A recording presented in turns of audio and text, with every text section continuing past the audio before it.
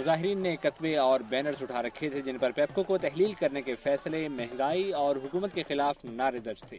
مظاہرین نے سینہ کوبی کرتے ہوئے سڑکوں پر مارچ کیا۔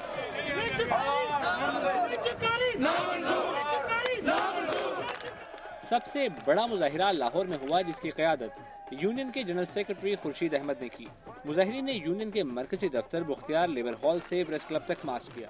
مظاہرے میں واپڈا اور پیپکو کے ملازمین بڑی تعداد میں شریک تھے۔ مظاہرین سے خطاب کرتے ہوئے یونین کے جنرل سیکرٹری خورشید احمد نے کہا کہ IMF اور عالمی بینک کے دباؤ میں کیے گئے فیصلوں کی وجہ سے ملک کو مشکلات کا سامنا ہے۔ انہوں نے مطالبہ کیا کہ عوام کو ریلیف دینے کے لیے حکومت غیر ضروری اخراجات کم کرے۔ مظاہرین پرامن طور پر منتشر ہو گئے، تاہم ان کا کہنا تھا کہ کسی ملازم کو نوکری سے نکالا گیا تو احتجاجی تحریک چلائی جائے گی۔ اور ناظرین اب نظر ڈالتے ہیں صبح پنجاب کی چیدہ خبروں پر۔ پنجاب بھر کی طرح ضلع بہاول نگر میں بھی بورڈ آف گورنر کے خلاف گورنمنٹ بوائز ڈگری کالج میں ریفرینڈم کرایا گیا، جس میں اساتذہ، طلبہ تنظیموں اور سول سوسائٹی نے بھرپور حصہ لیا۔ گورنمنٹ بوائز ڈگری کالج میں 4000 ووٹ کاسٹ کیے گئے، جس میں 3969 ووٹ بورڈ آف گورنرز کے خلاف ڈالے گئے۔ اس موقع پر طلبہ تنظیموں اور سول سوسائٹی کے افراد نے حکومت کے خلاف شدید نعرے بازی کی اور اعلان کیا کہ 20 اکتوبر کو ناصر باغ سے وزیر اعلیٰ ہاؤس تک تعلیم بچاؤ ریلی میں بھرپور شرکت کی جائے گی اور طلبہ بورڈ آف گورنر کسی صورت قبول نہیں کریں گے۔ ضلع بہاول نگر کی دوسری تحصیلوں ہارون آباد، چشتیاں، فورٹ عباس، ڈیرہ والا میں بھی تمام طلبہ تنظیموں اور سول سوسائٹی کے زیر اہتمام ریفرینڈم کرایا گیا۔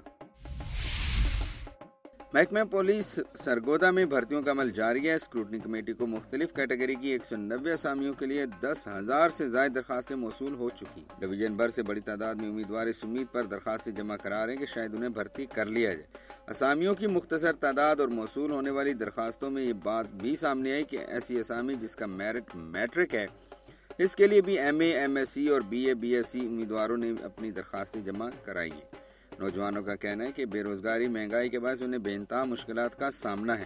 نوکریاں نہ ملنے کی وجہ سے ان کا مستقبل تاریک ہو رہا ہے۔ انہوں نے وزیر اعلیٰ پنجاب میاں شہباز شریف سے مطالبہ کیا کہ بھرتی کا عمل شفاف بنایا جائے۔ محکمہ ریلوے سرگودا کی طرف سے اربوں روپے کی ریلوے اراضی پر قائم تجاوزات اور قبضہ مافیا کے خلاف گرینڈ آپریشن شروع کر دیا گیا، جو 3 روز تک جاری رہے گا۔ آپریشن کے پہلے روز ریلوے افسران کی نگرانی میں مونی روڈ پر قائم کروڑوں روپے کی ریلوے اراضی پر قائم پختہ تجاوزات گرانے کا عمل جاری رہا، جہاں لوگوں نے ریلوے اراضی پر پکے مکانات اور دکانیں قائم کر رکھی تھیں۔ پولیس اور پرائیویٹ افراد کی مدد سے درجنوں مکانات اور دکانوں کو گرا دیا گیا۔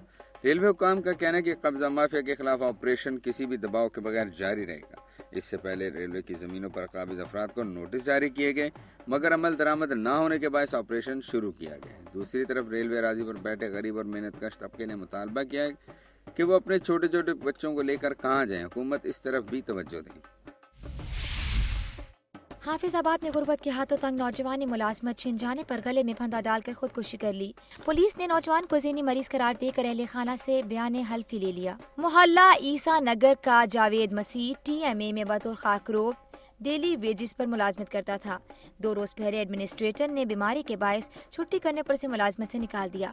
ایڈمنسٹریٹر سے بارہا معافی اور آئندہ چھٹی نہ کرنے کی یقین دہانی کے باوجود اسے بحال نہیں کیا گیا۔ جاوید کرائے کے مکان میں رہائش پذیر تھا۔ 3 بھائی اور 1 بہن کی کفالت فالد سے معذور باپ کا واحد سہارا تھا۔ اس نے چند ماہ قبل سود پر قرض بھی لے رکھا تھا، جس کی عدم ادائیگی کی وجہ سے اسے قرض دار تنگ کر رہے تھے۔ ان حالات میں اس نے گلے میں پھندا ڈال کر خودکشی کر لی۔ صدر تحصیل میونسپل لیبر یونین اسحاق مسیح اور جنرل سیکرٹری پطرس مسیح نے بتایا کہ جاوید کے اہل خانہ نے پولیس کے دباؤ پر پوسٹ مارٹم نہ کرانے کے لیے بیان دیا۔ دوسری جانب TMO احسان اللہ وڑائش کا کہنا ہے کہ جاوید نے ذاتی وجوہات کی بنا پر خودکشی کی۔ ناظرین صبح پنجاب سے موصول ہونے والی رپورٹس اور خبروں کے بعد اب آپ کو لیے چلتے ہیں مرغزاروں کی سرزمین گلگت بلتستان کی طرف اور نظر ڈالتے ہیں علاقے کی اہم رپورٹس اور خبروں پر۔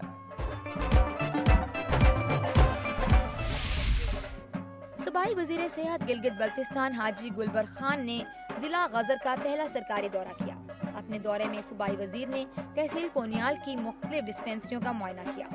ڈسٹرکٹ ہیلتھ آفیسر غزر ڈاکٹر شیر حافظ نے صوبائی وزیر کو صحت کی سہولیات کے بارے میں بریفنگ دی۔ بعد ازاں صوبائی وزیر صحت نے DHQ ہسپتال گاہ کوچ کا بھی تفصیلی دورہ کیا، جہاں MSDHQ گاہ کوچ ڈاکٹر اعجاز الدین نے ہسپتال کے بارے میں بریفنگ دی۔ حاجی گلبر خان نے ہسپتال کے مختلف وارڈز کا معائنہ کیا اور وارڈز میں بھرتی مریضوں کی خیریت بھی دریافت کی۔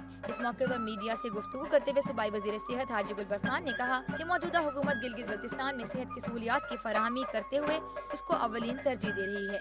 اس سلسلے میں ایک ہفتے کے اندر DHQ ہسپتال گاہ کوچ کو ایک سرجن، ایک چائلڈ اسپیشلسٹ اور میڈیکل آفیسر دے رہے ہیں، جبکہ بہت جلد لیڈی ڈاکٹر کو بھی غزل میں تعینات کیا جائے گا۔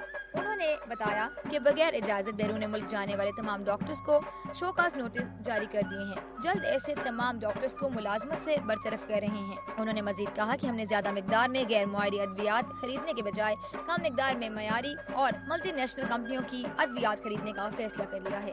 انہوں نے صحت کے دستیاب وسائل کو بہتر انداز میں استعمال کرنے کی ہدایات بھی جاری کر دی۔ صوبائی وزیر صحت نے DHQ ہسپتال کی اپ گریڈیشن کر کے 30 بیڈ سے 50 بیڈ ہسپتال بنانے کا بھی اعلان کیا ہے۔ پروگرام کے آخر میں اب چلتے ہیں وفاقی دارالحکومت اسلام آباد کی جانب اور دیکھتے ہیں وہاں سے موصول ہونے والی چند رپورٹس اور خبریں۔ جڑواں شہروں میں ہر روز مریضوں کی بڑی تعداد جسم میں شدید درد، تیز بخار، ناک، منہ اور مسوڑوں سے خون بہنے کی شکایت کے ساتھ ہسپتالوں میں پہنچ رہی ہے۔ خون بہنے کے باعث مریضوں میں خون کے سفید خلیات کی کمی واقع ہو جاتی ہے۔